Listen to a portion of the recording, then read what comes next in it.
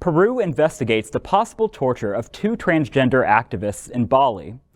Two transgender activists, 32-year-old Rodrigo Ventocilla and his husband, Sebastian Marallano, went to Bali at the start of August on their honeymoon.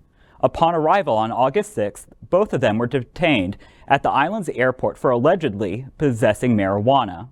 5 days later, Ventocilla died at a hospital in Denpasar due to multiple organ failures, leading many to think he had been abused during his time in jail.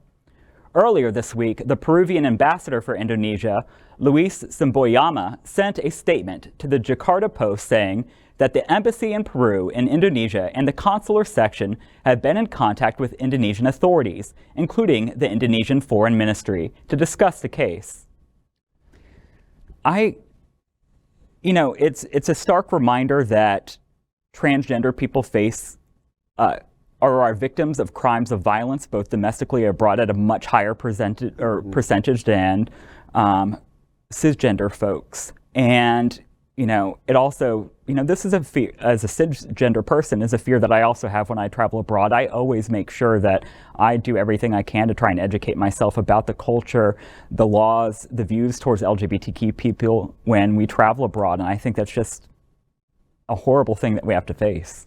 So the problem is, were they carrying marijuana or weren't they? Because you never know. That can be such a trumped up charge that you don't really know. But if you are traveling LGBTQ America, leave your pot at home. Everybody, as we've learned in a lot of different stories lately, leave your drugs at home. Yeah. First of all, by no means does that justify what's been happening, but like you said, learn the laws. What's legal? What can I carry with me? Educate yourself.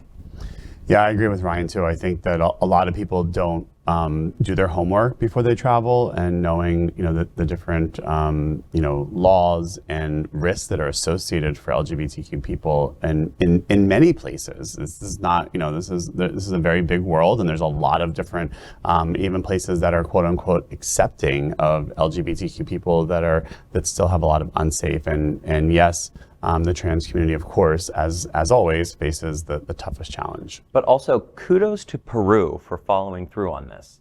I mean, for the State Department of Peru to say, hey, we're going to get in touch with you. We want to talk more about this. Good for them for supporting, or unfortunately this instance, but good for them for supporting their citizens by attempting to follow up on what really happened. Yeah, very sad story. So. LGBTQ+ news is vital for our community and for the broader world as a whole. We have enough enemies at Fox News. Tucker, Sean, and Lara are loud. We need passionate allies. Happening Out television network, Queer News Tonight, and It's Happening Out are literally out of the closet and into the headlines. Our community needs your support. Like this broadcast and subscribe now to ensure the growth of the entire LGBTQ+ community.